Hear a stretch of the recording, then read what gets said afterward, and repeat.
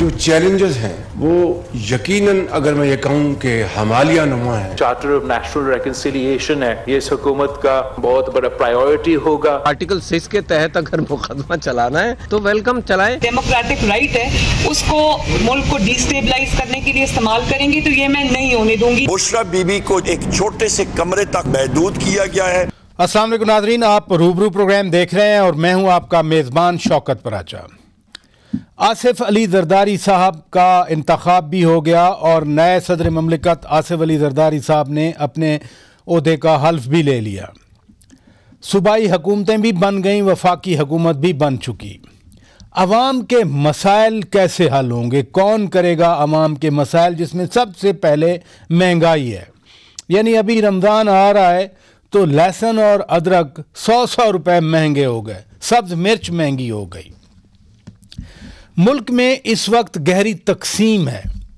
गो के बानी पीटीआई खान साहब के हुक्म पर, उनकी हदायत पर पीटीआई के रहनुमा दीगर सियासी जमातों को रीच आउट कर रहे हैं, लेकिन क्या मफाहमत के बादशाह सदर आसिफ अली जरदारी साहब इस मसले को भी हल कर पाएंगे? ये भी एक सवाल अहम है। कोर कमांडर्स इजलास हुआ अभी चंद दिन पहले और 9 मई के हवाले से बड़ा सख्त एलामिया आया। तो क्या वाकई जिन्होंने मनसूबा बंदी की और जिन्होंने हौसला अफजाई की उनको इंसाफ के कटहरे में लाया जा सकेगा? यह भी बजाते खुद एक अहम सवाल है। ये तीनों अहम इशूज़ हैं और इन पर इन सवालात का जवाब देने के लिए आज हमारे रूबरू हैं साबिक वफाकी वज़ीर सेनेटर फैसल वाडा साहब। बहुत शुक्रिया, हम आपको ज़हमत देते हैं, आपने वक्त निकाला। वज़ीर आज़म भी आ गए, चीफ मिनिस्टर्स भी आ गए, सदर ममलिकत भी आ गए। बानी पीटीआई खान साहब कब जेल से बाहर आएंगे? बहुत शुक्रिया पराचा साहब। देखिए जी, सबसे पहले तो बंदरबाट हो गई है और हुकूमत इन प्लेस है। तो आप सबको जमहूरियत की सिलसिला तसलसल जो है वो मुबारक हो। आपको भी मुबारक हो। हमें तो इस मुबारकबाद को हम बहुत पहले इसको रिजेक्ट कर चुके हैं, लेकिन एनीवेज आप सबको मुबारक हो। हम सब जो थे वो आइन कानून और जमहूरियत के ठेकेदार थे, तो एक दफ़ा और मज़ा ले लें ऐसे एक्सपायर्ड लीडरशिप के साथ। जहाँ तक आपने बानी पीटीआई की बात की है, मैंने तो उनसे उस वक्त भी गुजारिश की थी, हाथ जोड़ के की थी और आज भी हाथ जोड़ के करता हूँ उनसे कि मुश्किलात ना मुल्क के लिए पैदा करें, ना अपने लिए पैदा करें, ना जमहूरियत के लिए पैदा करें, ना इदारों के लिए पैदा करें। और अब एक मौला जट की सियासत को छोड़कर एक सेंसिबल वे फॉरवर्ड बनाए। अब तो जो हो रहा था वो हो गया है जी।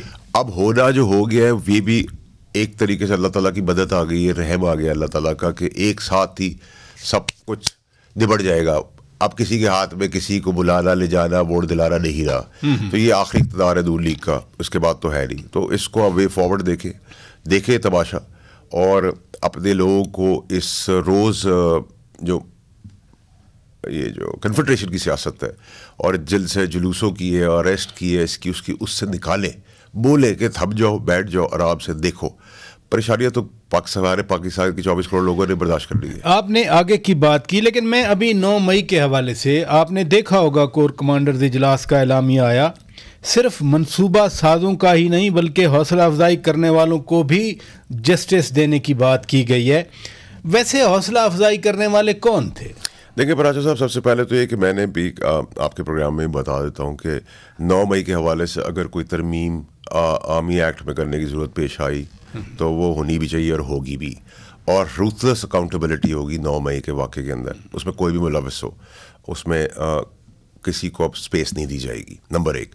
और देनी भी नहीं भी चाहिए। जब आप पाकिस्तान या किसी दुनिया के किसी मुल्क के अंदर भी रियासत से आप टकराएंगे तो रियासत ही आपकी फर्स्ट डिफेंस लाइन है और ये एक अच्छा प्रेसिडेंट नहीं होगा और ये हवा और चीज़ों को देगा दुश्मनों के साथ साथ पहले अंदर ही और ये बहुत देर है दुरुस्त फैसला आया है फ़ौज की तरफ से और फ़ौज ही को ट्रायल करना चाहिए आर्मी कोर्ट्स के अंदर जिन्होंने स्पेसिफिकली डायरेक्टली ये सारा काम किया है। जलाओ घराओ मार धाड़ और तनसीबात उड़ाई है फ़ौज की और इसमें जो तमस्कर उड़ाया है ख़ास तौर पे। नहीं, लेकिन बात ये है कि अब सुप्रीम कोर्ट में खुद खान साहब ने कहा था कि अगर दोबारा मुझे पकड़ा गया तो फिर रद्द अमल आएगा। ये कैसे देखते हैं फिर आप? देखिए पराज साहब, अनफॉर्चुनेटली जो उनके साथ इर्द गिर्द के लोग हैं वो अभी ट्रिपल एजेंट का रोल प्ले कर रहे हैं। वो अंदर खाने किससे क्या बात कर रहे हैं, क्या कर रहे हैं, उनको क्या दिखा रहे हैं, कौम को क्या दिखा रहे हैं, अंदर खाने जो बातें कर रहे हैं वो भी बहुत जल्दी बजरे आप पे आ जाएगा। अंदर खाने यानी क्या मतलब? आप अंदर खाने मतलब ये कि आप दाएं बाएं इधर उधर बातचीत भी कर रहे हैं, पैर भी पढ़ रहे हैं, कुछ तसल्ली गवर्नमेंट को भी दे रहे हैं और कुछ तसल्लियाँ खान साहब को भी दे रहे हैं। तो जब ट्रिपल एजेंट हो जाएंगे तो फिर मजीद भट्टा बैठेगा और तबाही होगी। और मुझे लगता है खान साहब को रियलाइज़ करना चाहिए कि अब वो बदगली में अकेले ही है, बाकी तो कोई भी नहीं। उनके साथ जो लोग अंदर गए हुए हैं उनमें बहुत सारे लोग ऐसे हैं जिनको इश्तियाल दिलाया गया है, जो इस मुसीबत का हिस्सा बन गए, जो तौबा करते हैं। अनफॉर्चुनेटली नारे लगाने वाले भी हैं। मैं तो अभी भी हूँ कि नारे लगाने वाले कन्वेंशनल कोर्ट्स में चले जाए। जिन्होंने डायरेक्ट किया उनको आर्मी कोर्ट्स को करना चाहिए, और आर्मी कोर्ट्स के दरमियान किसी को बाप ताया चचा बनने की जरूरत नहीं है।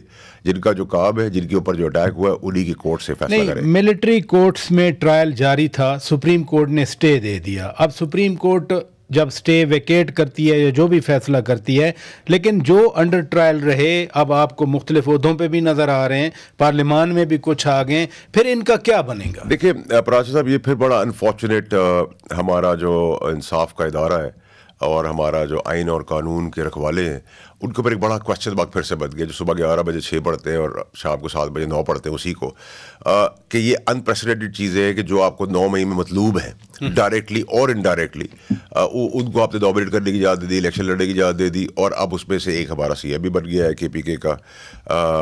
तो आप जब 9 मई को आप एक CM को आपने CM बना दिया, वो वांटेड है 9 मई में, तो बाकियों को आपने किस खाते में बंद किया हुआ है? नंबर 1 सवाल ये उठेगा।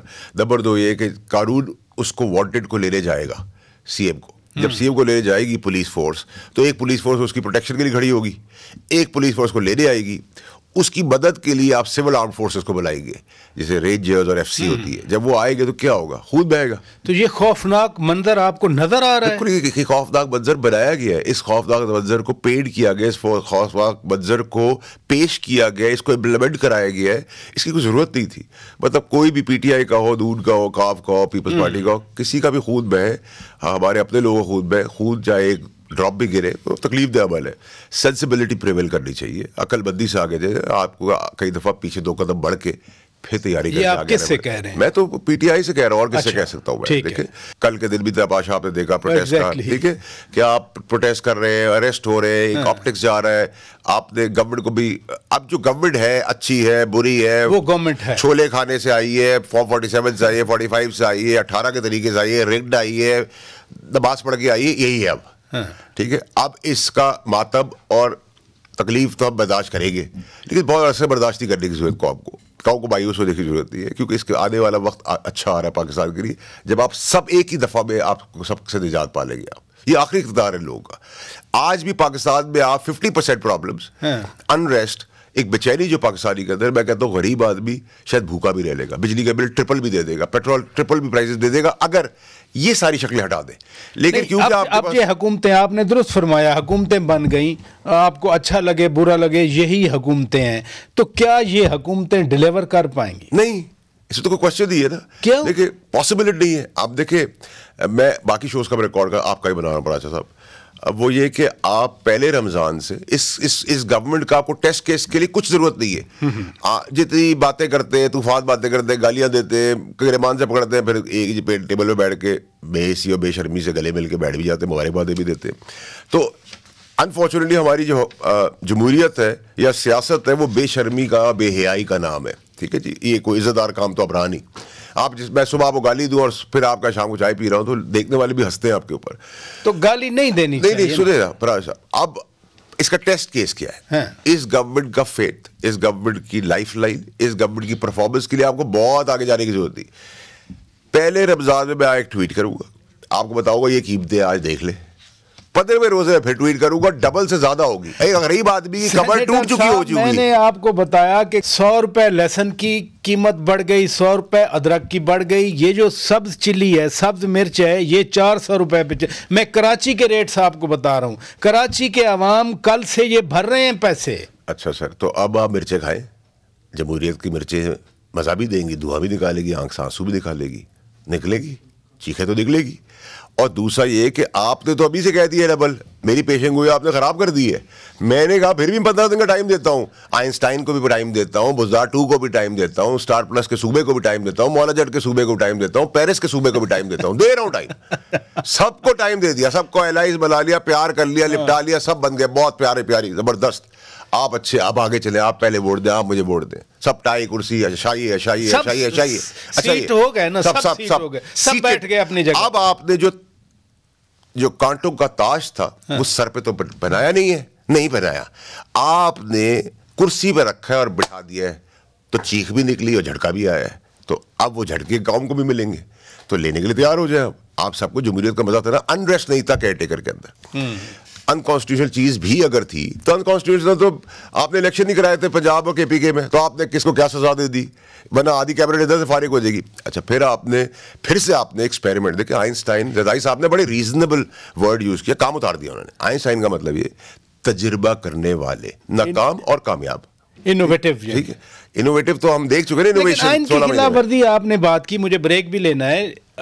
गुज़श्ता रोज अली अमीन खान गंडापुर, जिनकी आप बात कर रहे हैं, चीफ मिनिस्टर खैबर पख्तूनख्वा, वो जो भी हैं अब चीफ मिनिस्टर हैं, उन्होंने मुतालबा किया कि चीफ इलेक्शन कमिश्नर के ऊपर आर्टिकल 6 लगाया जाए। ठीक है जी, वो कहते हैं इनको फांसी दे दो, ये कहते हैं इनको फांसी दे दो, अब फांसी चलेगी। ठीक है, केपीके के चीफ मिनिस्टर भी प्रॉब्लम में आ गए, आना शुरू हो जाएंगे, और अब आपको मजीद अनरेस्ट, एजिटेशन बर्दाश्त नहीं कर सकता ये मुल्क। ठीक है, कुछ लोग तय कर रहे हैं कि जी हम रमज़ान के बाद आएंगे, कोई एंटी स्टैब्लिशमेंट स्लोगन चलाएंगे, वो अपनी कीमत बढ़ा रहे हैं, उनको गवर्नरशिप चाहिए, उनको वजारतें चाहिए। ठीक है, वो भी इनसे गवर्नमेंट से ले लें, जहाँ सबको मिल रही है उनको भी मिल जाएंगी। ठीक है, दे दें भाई, तो बंदर बांटे ना, बाप की जागीर है पाकिस्तान, तो आपकी फैमिली कॉर्पोरेशन है, देते चले जाएं। लेकिन क्या देने से पाकिस्तान की कौम को रोटी सस्ती मिल जाएगी, चाय सस्ती मिल जाएगी, तेल, बिजली, पानी, रोजगार, माँ बाप को अद्वियात, बच्चों को स्कूल कॉलेजेस क्या मिल जाएंगे? नहीं मिलेंगे। और आपका टेस्ट केस, फिर पराशा साहब मैं बार बार हाईलाइट कर रहा हूं, आपका टेस्ट केस है सिर्फ रमजान के पहले रोजे से 15 रोजे से आपको जब पता चल जाएगा कि हुकूमत के हाथ से निकल गया सारा मामला, फिर एक दफा आइंस्टाइन का तजुर्बा फेल हो गया, बुज़ार 2 का तजुर्बा फेल हो गया, स्टार प्लस का सूबा 12 करोड़ आदमी फ्लैट हो गए, पेरिस कराची के अंदर, सिंध के अंदर सब कुछ फ्लैट हो गया, मौला जट केपीके के अंदर सब खाएंगे दसवार और वो क्या होती है गुड़। अगर उससे काम चलता है तो आप चलाए, अल्लाह खैर करे। आपने कहा कि वो उसको फांसी लगवाना चाह रहे हैं, वो उसको, ये जो तकसीम है, मैं नाज़रीन ब्रेक के बाद इस पे सवाल करूँगा। आसिफ अली जरदारी साहब सदर ममलिकत बन गए, उनसे कोई तवक्कुआत फैसल वाडा साहब की क्या है? क्या वो इस सियासी तकसीम को ख़त्म करने में एक भरपूर किरदार अदा कर सकते हैं? ब्रेक के बाद इनसे ये सवाल करता हूँ। Stay with us. Welcome back नाजरीन, आप रूबरू प्रोग्राम देख रहे हैं और आज हमारे रूबरू हैं साबिक वफाकी वजीर सेनेटर फैसल वाडा साहब। आसिफ अली जरदारी साहब से हमेशा ही तवक्कुआत रहती हैं कि वो कोई मफाहमत को लेके आगे बढ़ेंगे, तकसीम जो ख़तरनाक तकसीम जिसकी तरफ आप इशारा कर रहे थे, आपकी कोई तवक्कुआत हैं कि वो इस तकसीम को ख़त्म करने में, मफाहमत को आगे बढ़ाने में कोई किरदार अदा कर सकें? जी बिल्कुल, वो किरदार अदा करेंगे जिस वक्त उनको समझ में आ जाएगा कि अब पीपल्स पार्टी का टेक ओवर करने का टाइम आ गया है, तो उसके लिए 1.5-2 साल, 2.25 साल इंतजार करें। वह मुफावत उस टाइम पे होगी और वो फिर बज्जर आब पे पीपल्स पार्टी आपको स्टीयरिंग व्हील को चलाते हुए नजर आएगी। 6-8 महीने गुजर जाएंगे उनके साथ भी। क्या मतलब? यानी मतलब तो पराशा बड़ा सिंपल है, आप ज़्यादा समझदार, पढ़े लिखे और एक्सपीरियंस आदमी, आपको समझ में आ गई मेरी बात, लेकिन आप फिर भी चाहते तो मैं आपको बताता हूँ कि चले जी आइंस्टाइन को हम और कुछ महीने, कुछ हफ्तों के लिए दे देंगे कि जी चलो भाई आओ तजुर्बा करो। अभी कौन तजुर्बा हम करने जा रहे हैं? एक आदमी की सियासी लाश को उठाने के लिए 6 बैसाखियां होगी, तो बताइए एक वजारत है, उसमें एक मिनिस्टर होना चाहिए। आप कह रहे हैं पीपल्स पार्टी आएगी, पीपल्स पार्टी यानी फेडरल गवर्नमेंट टेक ओवर करेगी, वज़ीर आज़म उनके पास आएगा। मेरा तो एनालिसिस है पराशा साहब, देखिए ये तो सेटअप स्टार्ट होने से पहले ही बैठ गया है ना। ठीक है, तो अभी रमजान के 15 दिन में जब चीखें निकलेगी, उसके 15 दिन बाद जब उसके बाद मजीद महंगाई होगी, तो आप क्या समझते हैं लोग क्या करेंगे? उस वक्त तक थपकी देंगे रज़ाई साहब, चलाएंगे, कोशिश करेंगे, अपने जोरे बाजू से धक्का देंगे, प्यार से खींच लेंगे, फिर धक्का देंगे, फिर खींच लेंगे, फिर IMF प्लान आएगा, उसमें रीनिगोशिएशन होगी, फिर बजट के टाइम पे अंदर खाने लेन देन होगी कि और मजीद स्क्वीज किया जाएगा। उसके बाद जब 1.5-2 साल, 2.25 साल, अगर अल्लाह का कोई मुआवजा हो गया, 2 साल गुजर गए, चले मान ले गुजर गए, घसीटे पर में इसी में डॉलर बढ़ जाएगा, सब कुछ बढ़ जाएगा, तो उसके बाद वो मुफाहमत लाएंगे और फिर स्टीयरिंग व्हील के अंदर नेचुरली फेडरल में फिर वो खुद आएंगे। नहीं, मसला तो यहाँ पीटीआई का है। बानी चेयरमैन पीटीआई खान साहब ने जो गुफ्तगू की आसिफ जरदारी साहब के बारे में ये करते रहे, फिर उनकी बहन को यहाँ इस्लामाबाद में रात को 12 बजे अस्पताल से अरेस्ट करके जेल ले गए। इस मुफाहमत के चक्कर में आसिफ अली जरदारी साहब ये सब भूल जाएंगे। देखिए, आसिफ जरदारी साहब ने एक बड़ी रिस्पॉन्सिबिलिटी का काम किया था जब बीबी की शहादत हुई थी। उस टाइम पे उनके जज्बात एक बीवी के भी थे, हम सबके भी थे, और एक बड़ी बच्चे भी छोटे मासूम नजर आ रहे थे, तो बाप भी थे, लेकिन उस वक्त भी उन्होंने कंट्रोल्ड पॉलिटिक्स की और पाकिस्तान खपे का नारा लगाया। तो वो जब अपनी 11-12 साल की सज़ा जिस पे कोई चीज़ साबित नहीं हुई, वो जुल्म बर्बरियत के बाद भी वो पाकिस्तान खपे का नारा लगा सकते हैं, तो हम एक्सपेक्ट कर सकते हैं कि वो ये काम कर जाएंगे। लेकिन ये काम वो तब करेंगे जब वज़ीर आज़म पीपल्स पार्टी का होगा, उनका साहबजादा होगा मोस्ट लाइकली, ठीक है जी। तो मुझे कोई सरप्राइज़ नहीं होगा उस टाइम पे, वो फिर 6-8 महीने 14 महीने ले जाएंगे। तो निज़ाम अगर आपने बदबूदार, घटिया, थर्ड क्लास, एक्सपायर्ड लोगों का, जमहूरियत का निज़ाम का बाजा बीटना है और बैंड बजाना है आपने, तो फिर इसी तरह घसीटता रहेगा। तो निज़ाम तो ऐसे चलेगा, इसके अंदर खिलाड़ी चेंज होते रहेंगे। लेकिन कुदरत का भी एक निज़ाम है। आप निज़ाम की बात कर रहे हैं, मसलन मुझे याद है जनरल परवेज़ मुशर्रफ साहब कहा करते थे कि वो मेरी ज़िंदगी में बेनज़ीर भुट्टो और नवाज शरीफ वापस नहीं आ सकते। वो आए 2007 में, उसके बाद खुद खान साहब अमेरिका में खड़े होकर कहते थे कि मैं वापस जाके जेल से एसी उतरवाऊंगा, अभी खुद जेल में है। तो कुदरत का भी तो एक निज़ाम होता है ना। तो ये कुदरत का ही तो निज़ाम है। कुदरत के निज़ाम से एक ही दफ़ा सफाया होना है सियासी पार्टियों का, इन एक्सपायर्ड का, पाकिस्तान से जान छूटनी है लोगों की। तो ये निज़ाम आपके सामने आके टेबल पर खड़ा हो गया। तो इसके अंदर अगर आप जहाँ मायूसी देख रहे हैं, मुश्किलात देख रहे हैं, तकलीफ देख रहे हैं, वहाँ आप एक अच्छी चीज़ भी देख रहे हैं, लाइट इन द टनल आपको नज़र आ रही है कि अगले इलेक्शन जो होंगे उसमें नए चेहरे होंगे। सफ़ा हस्ती से ये सब इलाकाई गली गूचे की पार्टियाँ बन चुकी होंगी, महदूद हो चुकी होंगी। एक मिनट, आप फरमा रहे हैं कि ये सारी सियासी जमातें ख़त्म हो जाएंगी और नई जमातें आएंगी। देखिए, ख़त्म नहीं हो जाएंगी, इनका जो रिड्यूस हो जाएंगी, minimize to a level of an area. Province भी कई पार्टियों को नसीब नहीं होगा। तो अभी भी तो हम देख रहे हैं, सिंध में पीपल्स पार्टी, बलूचिस्तान में चले कोalition बन गई, खैबर पख्तूनख्वा में सारी पीटीआई आ गई, पंजाब में नून लीग की गवर्नमेंट बन गई, 2/3 तो सब कह रहे हैं कि हमारे पास है। देखिए हम जब आए थे ना पराचा साहब, तो हम समझते थे हम हैंड्स ऑन है, हर चीज़ हमारे हाथ में यूँ है। जब आप पीटीआई के प्लेटफॉर्म से हम यूँ थे, हमने कहा अभी भी 5 साल 15 साल आगे भी, फिर एक साथ ही हो गया, ठक आँख खुली तो सब कुछ निकल चुका था। तो यहाँ तो डब्बे खुल जाएंगे, DIS लग जाएगा, डिस्क्वालीफाई होना शुरू हो जाएंगे लोग। ये हमने तमाशा 75 साल से हम देख रहे हैं, किसी को डिस्क्वालीफाई कर देंगे, फिर वही थोड़ी देर बाद क्वालिफाई हो जाएगा। ये ड्रामा तो हम देख रहे हैं पाकिस्तान 75 साल से, तो कोई नई फिल्म तो नहीं है ये। लेकिन इस बार आते साथ जमहूरी निज़ाम के जो चैम्पियन, चौकीदार, सिपाही, वफादार, बुलंद दावे करने वाले लोग हैं, उनके पास आज कौम जाए और पीटे अपने आप को, कहे जी ये जमहूरी निज़ाम आपने हमें दिया था, पाबंद किया था आइन और कानून के तहत, तो उस आइन और कानून ने आने के साथ ही 11 रुपये पेट्रोल के बढ़ा दिए, डॉलर बढ़ना शुरू हो गया, महंगाई आप खुद कह रहे हैं कि तूफान आ चुका है, मेरे हिसाब से कुछ भी तूफान नहीं। तो छोटा सा एक स्लॉट आपको मिला है, अभी आप 15 दिन में आप देख लेंगे ना, मैं भी आई हूँ और आप भी, ये शायद बुरा लगेगा लोगों को, अनपॉपुलर बात कर रहा हूँ, ये ऐप कंट्रोल रूम्स और ये सर स्टार प्लस की व्यूअरशिप बहुत अच्छी है, लेकिन स्टार प्लस के अंदर भी ना अब नए मैकेनिज्म आ गए। आप डिस्क्वालिफिकेशन की बात कर रहे हैं, यहाँ एक और चीज़ भी सामने आई है। मसलन शेर अफजल मरवत साहब ने कहा कि एक प्लान बनाया गया, खुदा न खास्ता, मैं खुदा न खास्ता फिर खुदा न खास्ता कहूँगा, उनको असैसिनेट करने का, यानी उनको कत्ल करने का। और वो मरियम नवाज शरीफ साहिबा की बात कर रहे हैं कि बाहर कहीं पैसे भी भेजे गए हैं या कोई ठेका हुआ है।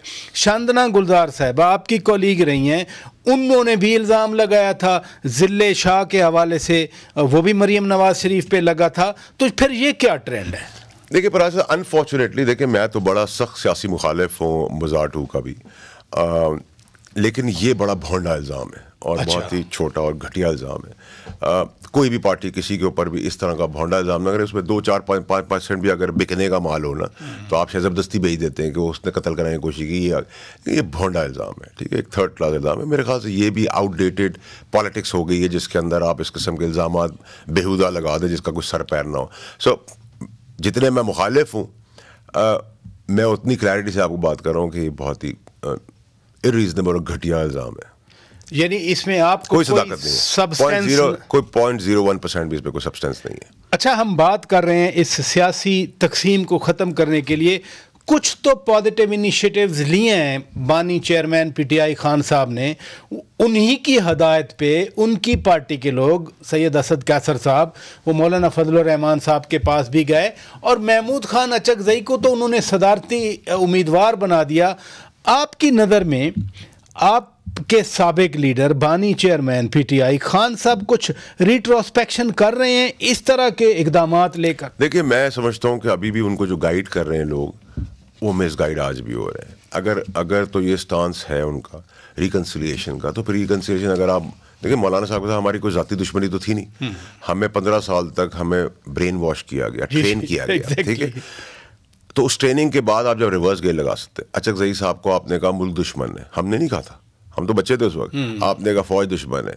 जब आप रिवर्स गेयर लगा रहे हैं, रिकन्सिलिएशन की बात करें, तो फिर अगर आप उधर एक्सेप्टेबिलिटी है तो फिर रिकन्सिलिएशन के लिए आप सबके साथ रिकन्सिलिएट कर लें इस बात को, बैठ जाए टेबल के ऊपर। देखिए, अगर मैं खान साहब की जगह आज होता, उनका तो विजन और स्टैचर बहुत बड़ा है, लेकिन मैं उनसे कहता कि जी अब ये तो बंडल बार तमाशा तो हो गया। और ये ऐसा नहीं है कि आज 24 में हुआ, 18 में भी हुआ था, 13 में भी हुआ था, 7 में भी हुआ था। तो ये ड्रामा कोई नया नहीं है हमारे 2002 के सामने, हमारे सामने, और उसके भी आज तक पेंडिंग केसेस चल रहे हैं बाजार के अंदर। तो वो कोई नई चीज़ तो हमारे लिए नहीं है। तो आप अक्लमंद आदमी होता कि अनरेस्ट को जीरो कर देता, कहता अपनी कौम को, अपने लोगों को। लेकिन उन्होंने एक क्लीवेज, एक लाइन ड्रॉ कर ली। उन्होंने कहा नून लीग से, पीपल्स पार्टी से, एमक्यूएम से कोई बात नहीं होगी, बाकियों को हम रीच आउट करेंगे। ये फिर क्या मसला? देखिए, मसला ये है कि आपको अच्छा लगे, आपको बुरा लगे, वोट तो उनको भी मिला है जिनको आप कह रहे हैं नून लीग और पीपल्स पार्टी और एमक्यूएम से हम बात नहीं करेंगे, ठीक है जी। वोट उनको भी मिला है जिनसे आप बात करने जा रहे हैं, वोट आपको भी मिला है जिनसे सब आपसे लोग बात कर रहे हैं। तो वोट जिसको मिला है, लाइकली, अनलाइकली, रेग्ड, अनरेग्ड, जिस तरह भी मिला है, जिसको भी मिला है, यही सारे प्लेयर्स हैं। तो आप फिर जो बड़े स्टेक होल्डर्स हैं उन्हीं से पहले बात करेंगे।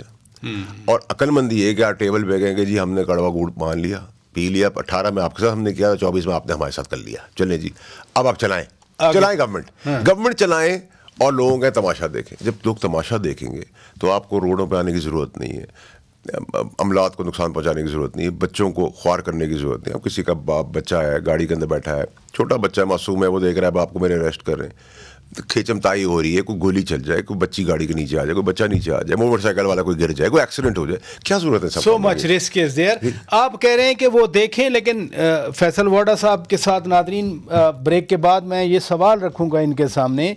ये फरमा रहे हैं कि वो अभी देखें, लेकिन वो तो जितने लोग इन प्लेस हुए जो आइनी ओहदों पर अब मुंतखब हो गए, वो तो कह रहे हैं कि ये हैं ही गैर आइनी। खुद सदारती इलेक्शन हुआ, अचकज़ई साहब कह रहे थे कि जी एक भी वोट फ़रोख्त नहीं हुआ, लेकिन पीटीआई रहनुमाओं ने कहा कि ये सारा गैर आइनी इंतखाब हुआ है। मैं इन अमूर पर इनकी राय लूँगा, लेकिन नाज़रीन एक ब्रेक के बाद stay with us. Welcome back नाज़रीन, आप रूबरू प्रोग्राम देख रहे हैं और हम बात कर रहे हैं मुल्क की ताज़ा तरीन सियासी सूरत हाल के हवाले से। आपकी बात बड़ी दुरुस्त है, रिट्रोस्पेक्शन करें, और ये जो आपने बड़े बेसिक मसाइल बताए कि इंतज़ार करें बैठ के, लेकिन वो कह रहे हैं कि जो अब लोग आए हैं आइनी तौर पर, सदर आसिफ अली जरदारी साहब सदर बने, उनके अपने जो उम्मीदवार थे महमूद खान अचकज़ई साहब, वो कह रहे हैं कि एक वोट भी इस इलेक्शन में फ़रोख्त नहीं हुआ। पीटीआई के लोग कह रहे हैं कि जी ये तो इंतखाबी गैर आइनी था। तो चांद पे हुकूमत बना ले जाके, क्योंकि मसला थोड़ी पर ऐसा।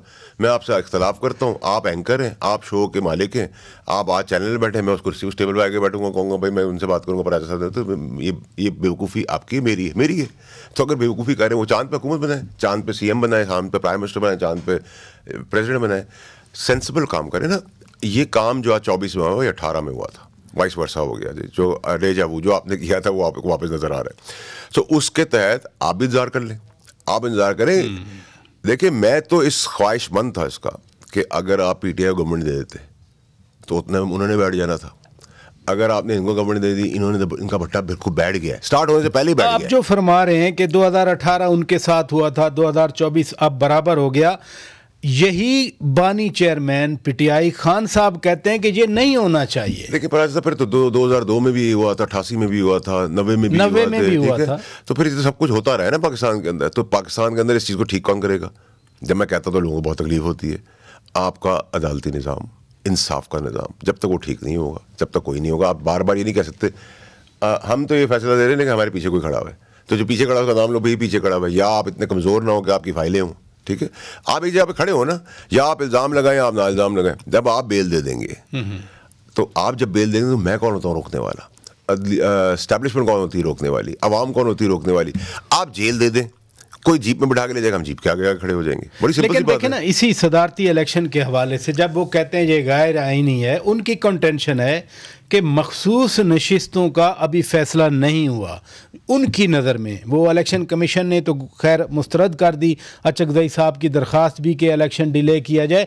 एक कानूनी नुक्ता है उनके सामने कि जब तक ये मखसूस नशिस्तों वाला कोर्ट के ज़रिए फैसला नहीं हो, वो कह रहे थे कि सदारती इलेक्शन रोका जाए। लेकिन वो बात थोड़ी समझदारी वाली कर रहे हैं, क्योंकि उनको पता है कि 44 साल बाद तो भुट्टो साहब का पता चला है हमें कि उनका अदालती कत्ल हुआ। तो मेरे पैदा होने से पहले ही मुझे, जब मैं पैदा हुआ तो मुझे पता था कि उनका कत्ल गलत हो गया, अदालती कत्ल है। छोटे थे तो हमें पता चल गया गलत हो गया। लेकिन हमारी आइन और कानून और जमहूरियत की ब्यूटी के तहत हमें 44 साल बाद ये पता चल रहा है ऑन अ लीगल फोरम, ठीक है, लीगल फोरम के ऊपर कि जी ये कत्ल हो गया। अच्छा जी कत्ल हो गया, बड़ी मेहरबानी है आपकी, कत्ल हो गया। डिक्टेटर था, बहुत बुरा आदमी था भाई। वो जो बेशरम बेहार जज था जिसने लिखा था भुट्टो साहब की फांसी का फैसला, उसका भी तो जिक्र खैर हो, उसको भी कोई अलामती सजा दी जाए ताकि इबरत हो, लेकिन वो नहीं हुआ, तो वो भी नहीं हो सकता, ठीक है जी। और वो जो कह रहे हैं वो इसलिए कह रहे हैं कि उनका जो फैसला है कुर्सियों का, मखसूस नशिस्तों का, वो अगले 44 साल में इंशाल्लाह आ जाएगा। 24 साल में आ जाएगा, बहुत जल्दी हो गया तो चले 20 साल में आ जाएगा। मैं आपके लिए कहता हूँ, आपको होपफुल देख के मैं 14 साल में कहता हूँ। यानी प्रोसेस शुड गो ऑन। नहीं, वो कह रहे हैं कि वो अदालतों में चला जाएगा तो फिर ना ही होगा ना। तो फिर ये कोई प्रेसिडेंट नहीं बन सकेगा, कोई प्राइम मिनिस्टर नहीं बन सकेगा। ऐसी 50-60 हमारी निज़ाम आ जाएगा और चला जाएगा, फैसला नहीं आएगा, ठीक है। तो उसके तहत जब तक आपका भरोसा है ना, पराजा साहब के मुझसे एक जज नफरत करता है, एक मिसाल दे रहा हूँ, लेकिन मुझे पता हो कि मेरा ये मसला है, लेकिन जब वो मैं उसके सामने जाऊंगा तो वो मेरी नफरत को दूर करके अपने मनसब पे फैसला करेगा। ये भरोसा हमारे पास नहीं है। आपको जैसी कोई कोर्ट की बात करता है, आप भाई मुझे माफ़ कर दो, आपके किराएदार आपको धमकी लगाता है, आप कहते हो भाई वो यहीं बढ़ा दे, किराया नहीं बढ़ाता तू ले ले, कोर्ट में नहीं जाना, क्योंकि कोर्ट का तो मतलब ये गई, ठीक है। सो ये प्रॉब्लम जो है ना, इसको एड्रेस करने की ज़रूरत है। और फाइज़ साहब की मौजूदगी के अंदर हम एक्सपेक्ट करते हैं कि 149 से हम 140 पे आ जाए, फिर रिवर्स गियर लगे और पीछे की तरफ चलना शुरू हो जाए, चीज़ें ठीक हो जाएंगी। लेकिन ये सारा कुछ जो आज पाकिस्तान में हो रहा है, जो पाकिस्तान में हुआ है इससे पहले जो लोग होता रहा है, मुल्क टूटने तक जो चीज़ें हुई हैं, इसमें मेजर किरदार हमारा अदालती इंसाफ का निज़ाम है, जिसको करेक्ट करना बहुत ज़रूरी है। आपको मुबारक हो पराचा साहब कि अगर ये हुकूमत है कि ये प्रेसिडेंट बन गया, प्राइम मिनिस्टर बन गया, CM बन गया, गवर्नर बन गया, मिनिस्टर बन गया, ओके फाइन। क्या मुझे 10 रुपये की रोटी मिलेगी? गरीब आदमी को 5 रुपये की चाय मिलेगी? क्या मुझे नौकरी मिलेगी? मेरी बेरोजगारी खत्म हो जाएगी, मेरा डिप्रेशन खत्म हो जाएगा, बिजली के बिल दूंगा। अभी IMF का पहाड़ आना है, डॉलर ने बढ़ना है, पेट्रोल ने बढ़ना है, आम अशिया ने बढ़ना है, बेरोजगारी बढ़नी है। नजर आ रहा है तो भाई मैं तो बोल रहा हूँ ना सर आपको, तो फिर कोई सुन नहीं रहा। तो जो अगर देखने वाले करने वाले अंधे गूंगे और बहरे हैं तो मेरा तो कसूर नहीं सर। आप मुझे अगली बार शो में बुलाएगा, मेरी आंख में पट्टी बांध देना, कान में उंगली डाल देना और यहाँ टेप लगा देना, मैं कहूँगा पाकिस्तान, मैं आप कहेंगे पाकिस्तान अच्छा, मैं कहूँगा बहुत अच्छा चल रहा है। अच्छा, इसी सदारती इंतखाब के हवाले से, चूँकि अब तो हल्फ भी हो गया, वो सदर भी बन गए, गुज़श्ता रोज़ नोटिफिकेशन भी हो गया, लेकिन मैं ज़रूर ये सवाल आपके सामने रखना चाहता हूँ। आसिफ अली जरदारी साहब को सिंध असम्बली ने भरपूर वोट दिया, उन्होंने पंजाब असम्बली से भरपूर वोट लिया, बलूचिस्तान ने तो पूरे वोट दे दिए, कौमी असम्बली सेनेट में पूरे वोट मिले, अचकज़ई साहब को अपने सूबे से भी एक वोट नहीं मिला। ये क्या चक्कर है? ये इस ट्रेंड को कैसे देखते हैं? देखिए पराजा साहब, ये जो ट्रेंड है ना, कि ट्रेंडिंग अब बंद होना चाहिए। ये ट्रेंडिंग एक्सपायर्ड लोगों की जो है ना, अभी दी एंड होने जा रही है, ये अल्लाह की तरफ से हो गया है। अब आप अगर जितना जोर लगा दें सियासी लाशों को उठाने के लिए, आप लोहे की नहीं दीवारें लगा दें, चीन की दीवारें लगा देंगे, इन सियासी लाशों को उठा ले, नहीं उठाते, धड़ गिर जाएगी। जैसे आप खड़ा करेंगे फिर गिरेगी, खड़ा करेंगे फिर गिरेगी। एक एक वजीर को चलाने के लिए 5-5 नीचे उसके एडवाइजर और SAPM और फलाना लगा, ठीक है, एक्सपर्ट रखेंगे। वो बताएंगे ना कि मुन्ना इधर आ भाई, तूने अंग्रेजी में अब ये लफ्ज़ बोलना है, या अमेरिका जा रहे हो तो पॉलिसी की हट के ना बयान दे देना, वहाँ ना यूँ हाथ करके कह देना कि भाई चाय का टाइम हो गया है, दूध पत्ती ले आओ, ठीक है। तो जब आप एक्सपेरिमेंट, आइंस्टाइन की एक्सपेरिमेंट लेबॉर्ट्री के अंदर पाकिस्तान को बार बार आजमाएंगे तो रिजल्ट तो ये निकलेगा, और ये रिजल्ट का आपको तवक्को रखनी चाहिए। और जमहूरियत का मातम पीटने वाले आप खुशियाँ मनाएं। वो जो मिर्च है, हरी मिर्च, वैसी ये जमहूरियत है, इसका धुआं तो निकलेगा नहीं। आपने फिर आइंस्टाइन वाली बात की। नून लीग ने भारी अक्सरियत से सदर आसिफ अली जरदारी साहब को मुंतखब करवाया, आप फिर क्यों कहते हैं कि इनको वो धक्का लगा देंगे? साहब आप आई एम सॉरी जी, मैं आपकी डिसएग्री कर रहा हूँ आपकी इस बात से। भारी अक्सरियत से जरदारी साहब ने अपने आप को कामयाब कराया। जरदारी साहब के जोर बाजू पे आइंस्टाइन वापस कुर्सी पे आए हैं। जरदारी साहब या पीपल्स पार्टी के जोर बाजू के ऊपर ये ढांचा जो लाश है सियासी जनाजों की जमहूरियत के, वो खड़ी हुई है। अब कंधा लेके हम चलना शुरू होंगे, थोड़ी देर बाद 1.5-2 साल का थक जाएंगे, लाश को गिराएंगे, दूसरी लाश उठाएंगे, चलते बढ़ेंगे। आप इस निज़ाम का आर्किटेक्चर आसिफ जरदारी साहब को समझ रहे हैं? बिल्कुल। पीपल्स पार्टी ऐसी, मुझे आप बताएं ना, जरदारी साहब के बगैर ये पहले बन सकते थे, जरदारी साहब के बगैर ये इस बार बन सकते थे। कर लेते ना मांगे तांगे की, किसके पास वोट थे, किससे लेते जाकर, ठीक है। नहीं, जरदारी साहब तो खुद भी तो थर्ड लार्जेस्ट पार्टी बने ना, सेकंड भी नहीं बने। सर देखिए, वो अगर 10th लार्जेस्ट पार्टी भी है, हाँ, ठीक है, और 10th स्मॉलेस्ट पार्टी भी है, हाँ, लेकिन वो ट्रेन है जो पूरे डब्बों को खींच रही है। चलें, थैंक यू वेरी मच। नादरीन, सेनेटर फैसल वाडा साहब हमारे रूबरू थे और मुल्क की सियासत के हवाले से उनका नुक्ता नज़र हमने आप तक पहुँचाया। अपने मेज़बान शौकत पराचा को इजाज़त दीजिए। खुदा हाफिज़।